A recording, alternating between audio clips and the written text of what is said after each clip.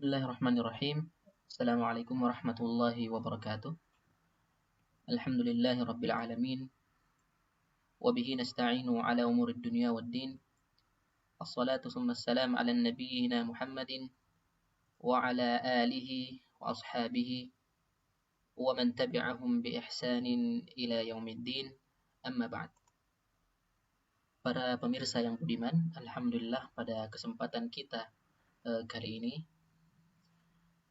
kita akan memulai membahas sebuah buku fikih yang sangat terkenal dalam dunia fikih, yaitu adalah buku fikih yang berjudul Matan Abi Syuja, yang dimana matan ini merupakan matan yang sangat umum dipakai bagi orang-orang yang ingin belajar fikih, para pemula yang menuntut ilmu, terutama yang menggunakan metode mazhab Syafi'i. Buku ini tentu sangat penting ya para jemaah sekalian, para pemirsa sekalian, karena dia di samping sangat ringkas, namun mencakup semua pembahasan dan bab dalam bab-bab fikih. Di samping itu juga dia memiliki sifat struktur yang bagus, yang cocok untuk pemula, di mana dia menyebutkan rukun-rukun, syarat-syarat, wajib-wajib ya. Dan itu sangat memudahkan para penuntut ilmu pemula. Ada sebenarnya buku lain ya yang sangat bagus, namanya Al-Yaqut An-Nafis fi Madhhabi Ibn Idris, Muhammad bin Idris. Dia buku yang lebih terstruktur lagi dan lebih memakai pendapat lebih resmi dalam madhab. Namun yang lebih terkenal dalam masyarakat Indonesia, khususnya masyarakat awam, adalah buku Matan Abi Syuja ini. Maka oleh karena itu saya lebih memilih untuk mensyarah buku ini. Ya, bukan mensyarah, menjelaskan sedikit apa yang diinginkan oleh sang penulis. Para pemirsa sekalian, fikih merupakan salah satu cabang ilmu yang sangat penting, yang dimana para salaf selalu mengatakan ilmu itu hanya 3.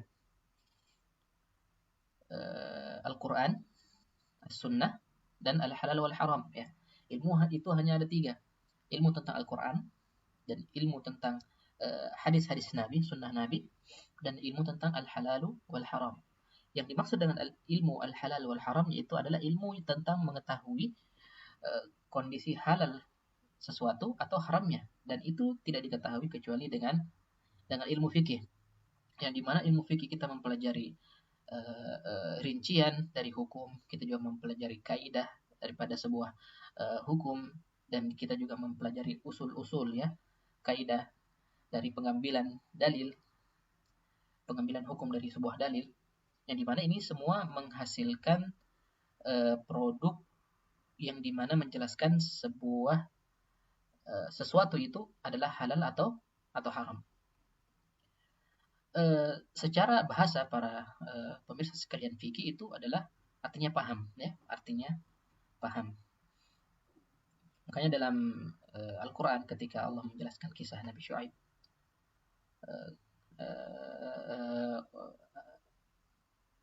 umatnya mengatakan, qalu ya Syuaibu ma nafqahu katsiran mimma taqul. Ma nafqahu ya, wahai Syuaib, wahai Nabi Syuaib, kami tidak paham banyak apa yang kamu katakan ya. Ma nafqahu dari kata al-fiqh, ma nafqahu. Faquha yafqahu, yaitu paham. Itu secara bahasa. Namun secara istilah para ulama fikih menjelaskan bahwa fikih adalah al-ilmu, sebuah ilmu bil ahkami syar'iyyah, yang mempelajari hukum-hukum syar'i, al-ahkam syar'iyyah al-amaliyah, yang berhubungan dengan pengamalan atau praktek, al-muktasab, yang dimana hukum ini diketahui, min adillatiha at-tafsiliyah, dari dalil yang secara rinci ya. Jadi ada dua jenis dalil, dalil tafsili dan dalil ijmali. Jadi dalil tafsili ini adalah dalil secara rinci, yang dimana itu adalah ranah fikih. Dan ada juga dalil ijmali, dalil secara umum, yang dimana ini adalah ranahnya usul fikih. Jadi ketika kita mendengarkan sebuah ayat, ya, Allah berfirman, wa aqimus salah. Ya. Tugas dari seorang yang mendalami ilmu fikih adalah mengetahui bahwa solat itu wajib, ya, wa aqimus salah, dan dirikanlah solat. Adapun usul fikih, dia membahas wa aqimu itu apa maknanya. Wa aqimu adalah dan dirikanlah. Dirikanlah adalah sebuah kata perintah, dan kata perintah itu apa substansinya, apa yang dapat dia berikan dalam sebuah perintah. Apakah perintahnya itu wajib atau perintahnya itu adalah sunnah dan sebagainya. Jadi bisa kita bedakan antara ranah dari usul fikih.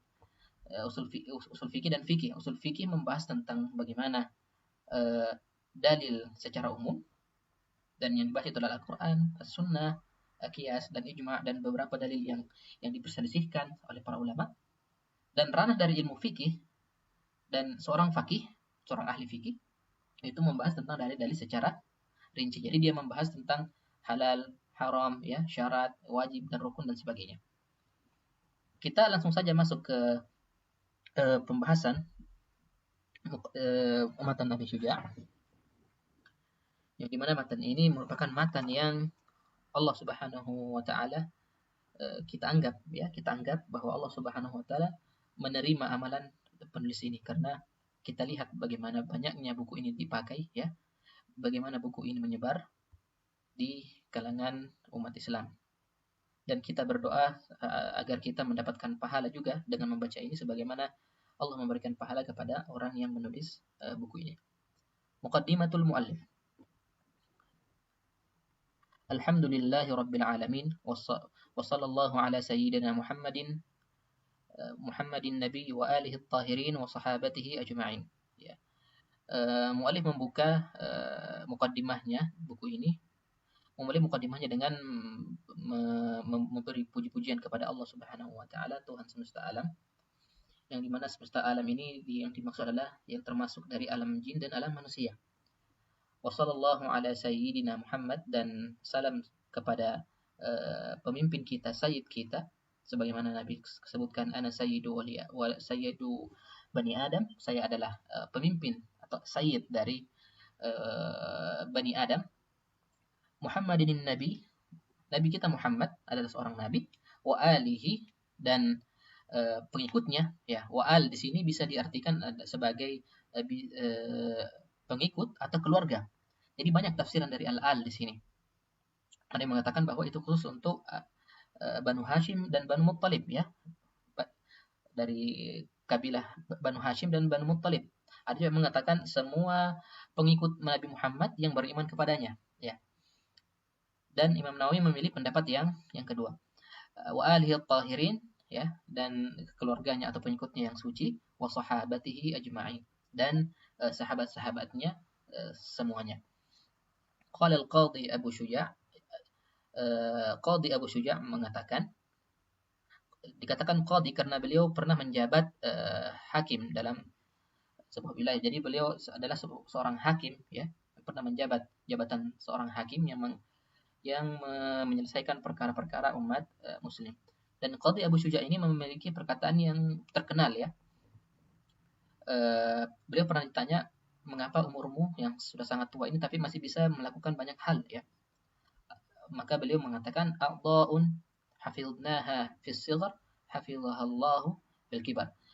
Ya, tubuh ini kita jaga pada saat muda, maka pada saat tua Allah akan menjaganya. Tentu penjagaan yang dimaksud di sini adalah penjagaan dari maksiat kepada Allah Subhanahu wa taala, dan juga bisa kita bawa dalam artian menjaga dari hal-hal yang merusak tubuh, yang artinya menjaga kesehatan tubuh. Jadi kita bisa artikan bahwa kita menjaga tubuh ini dalam segi melindunginya dari perbuatan maksiat dan melindunginya dari penyakit-penyakit yang berbahaya. Ahmad bin Al-Hasan bin Ahmad Al-Asfahani rahimahullahu taala, Sa'alani ba'dul asdiqa, ya, sebagian temanku, sebagian kerabatku meminta kepada aku, hafizahumullah, semoga Allah menjaganya, menjaga mereka, an a'mala mukhtasaran fi al-fiqh 'ala al-madhhab al-imam Asy-Syafi'i rahimahullahu taala alaihi wa ridwanuhu fi ghayatil ikhtisar wa nihayatil ijaz, ya. Jadi teman-temannya beliau ini meminta kepada beliau untuk membuat sebuah ringkasan dalam fikih dalam mazhab Imam Syafi'i. Dan mukhtasar adalah ma qalla lafdhuhu wa kathura ma'nah, ya. Yang dimana lafaznya sedikit tapi maknanya itu banyak. Dan beda dengan syarah, ya. Syarah itu lafaznya banyak, maknanya juga banyak. Dan beberapa ulama mengatakan bahwa al-kalamu yukhtasar liyuhfaz wa yushrah wa yubsat liyufham, ya. Sebuah perkataan itu atau buku itu diringkas agar bisa dihafal dan disyarah agar bisa dipahami, ya. Jadi sebenarnya buku Mukhtasar ini adalah buku untuk dihafal untuk para penuntut ilmu yang pemula, ya, karena kalau dengan mengandalkan pemahaman saja, maka pemahaman tetap akan paham insyaallah, namun akan sulit untuk memberikan jawaban yang tepat, ya, yang apalagi jawaban yang terstruktur. Misalnya kalau kita kita ditanya apa hukum dari apa rukun salat, ya, apa rukun salat misalnya. Kita tahu rukun salat ada 13 misalnya. Ya, ada 13. Kalau kita baca secara langsung mungkin kita paham. Tapi kalau kita ditanya di depan umum, apakah kita bisa menyebutkan 13 semua itu? Tentu harus dengan hafalan. Yang seperti inilah yang dimaksud pentingnya menghafal dalam ilmu fikih dan ilmu-ilmu juga secara umum. Kemudian beliau melanjutkan liyaqruba 'alal muta'allimi darsuhu, ya. Agar ilmu fikih ini bisa didekatkan kepada orang-orang yang ingin mempelajari ilmu fikih ini. Wa yashula 'alal mubtadi'i hifdhuhu, ya. Dan agar mudah bagi orang pemula juga untuk menghafalnya. Kemudian beliau mengatakan wa an uktsira fihi min at-taqsimati wa hasril khisal, ya. Kemudian beliau juga diminta untuk dalam mukhtasar ini, dalam ringkasan ini, agar beliau memperbanyak rincian-rincian, ya, memperbanyak pembagian-pembagian, ya. Wa hasril khisal, ya, dan menyebutkan juga syarat, ciri-ciri dan sebagainya, dan beliau tempatkan dalam satu tempat. Fa ajabtuhu ila dzalika taliban lisawab, ya.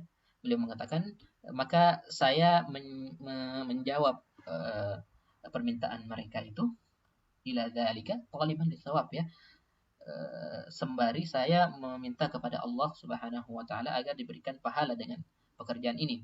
Raghiban ila Allah wa subhanahu wa taala fit taufiqi lis-shawab, ya. Di samping itu juga beliau meminta kepada Allah Subhanahu wa taala agar diberikan taufik dan apa yang beliau katakan itu adalah benar. Innahu ala ma yasha'u qadir, sesungguhnya Allah sanggup untuk melakukan apapun. Wa bi'ibadihi latifun khabir, dan dengan hambanya Allah itu sangat lembut dan sangat maha mengetahui. Ya, kita masuk ke Kitabut Thaharah, ya. Kitabut Thaharah. Kitab itu adalah sebuah kumpulan yang dimana di bawah kitab itu adalah bab, ya. Kitab itu dalam segi bahasa artinya kumpulan, ya. Makanya satu peleton tentara itu biasanya dikatakan katibah, ya.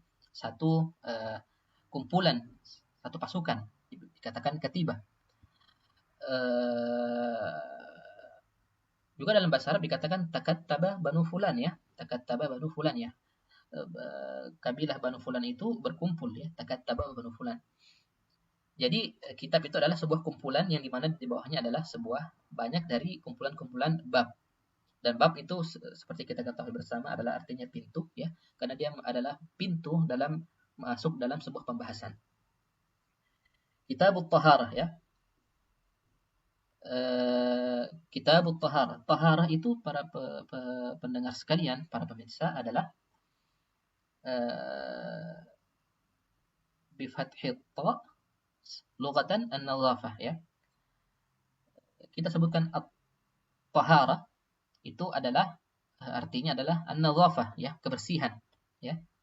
Adapun secara istilah syar'i, istilah agama, at-taharah itu adalah raf'ul hadath wa izalatun najas wa ma fi ma'nahuma au ala suratihima ya. Taharah itu adalah mengangkat hadas itu yang pertama, atau menghilangkan najis ya. Yang pertama adalah mengangkat hadas dan menghilangkan najis. Ya, hadas itu adalah sifat yang ada pada tubuh kita ya, yang menghalangi kita untuk bisa mengerjakan sholat atau semisalnya seperti tawaf ya, seperti mengaji dan sebagainya. Wa izalatun najas ya, mengangkat atau menghilangkan najis ya. Dan menghilangkan najis ini banyak contohnya, seperti mencuci baju ketika kena kotoran ya, kotoran yang sifatnya adalah najis, ataupun beristinja ya, dalam tanda kutip membersihkan tempat keluarnya kotoran. Wa ma fi ma'nahuma, atau yang memiliki makna kebersihan ya, seperti tayamum ya. Tayamum itu bukan juga menghilangkan hadas ya, bukan mengangkat hadas, namun memiliki makna taharah. Apa makna dari taharah? Itu adalah kita boleh melaksanakan sholat setelah itu ya. Setelah kita bertayamum, kita bisa melaksanakan sholat setelah itu, meskipun hadas kita dalam mazhab Syafi'i tidak terangkat. Makanya tayamum dikatakan mubihun la rafi' ya. Dia hanya bisa membolehkan kita untuk melakukan sholat, tapi tidak mengangkat sebuah hadas. Itu tadi mengangkat hadas, menghilangkan najis, atau yang memiliki makna taharah ya, memiliki makna menghilangkan najis, dan memiliki atau yang seperti taharah ya, seperti taharah. Yang gambarannya itu seperti taharah, seperti kita berwudu, tapi wudunya bukan wudu wajib ya, wudu sunnah ya. Seperti orang yang memperbaharui wudu ya, itu dia tidak mengangkat hadas ya, dia tidak juga menghilangkan najis, tapi dia bentuknya itu seperti mengangkat hadas ya, tapi dia tidak mengangkat hadas sama sekali. Nah, ini juga tetap disebutkan sebagai taharah, karena air merupakan salah satu dari media untuk bersuci, maka musannif memulai buku ini dengan penjelasan tentang air ya. Dan taharah ini para jemaah sekalian memiliki banyak wasilah ya, memiliki banyak media ya. Ada di sini kita buka buku Yaqut Nafis menjelaskan bagaimana apa yang dimaksud dengan wasilah ya, atau media dari bersuci itu. Fal wasailu hiya ya, kami bacakan fal wasailu hiya, maka media dari bersuci itu yang pertama adalah air ya, al-ma. Dan itu sangat jelas kita pakai untuk berwudu dan untuk bermandi. Wat turab ya, dan tanah. Dan ini sangat jelas juga karena kita pakai dalam bertayamum dan juga menghilangkan najis mughalladhah ya, najis anjing atau najisnya babi. Wadabiq ya, membersihkan kulit hewan ya, semak istilahnya, mensamak kulit hewan. Wa hajarul istinja ya, dan media yang terakhir adalah batu yang dipakai untuk beristinja, membersihkan lubang keluar kotoran. Jadi itu tadi ada 4 medianya, ada air, tanah, membersihkan kulit hewan, dan hajarul istinja, itu batu yang dipakai untuk untuk membersihkan kotoran. Dan ada juga maqasidnya ya. Maqasid adalah tujuan dari taharah ini.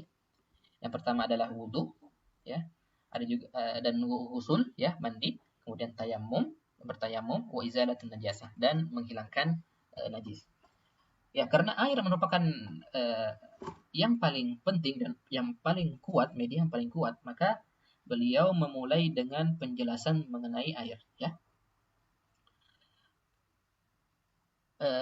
Faslun anwa'ul miyah wa aqsamuha. Faslun, ya, pembahasan tentang jenis-jenis air dan pembagian-pembagian air, ya.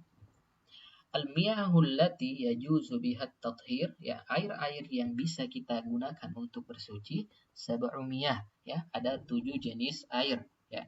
Perlu diketahui sebelumnya para pendengar sekalian bahwa beliau mengatakan 7 air di sini bukan berarti beliau hanya membatasi bahwa air ini saja yang bisa dipakai untuk bersuci, ya. Kita lihat satu-satu. Yang pertama, ma'us sama, ya.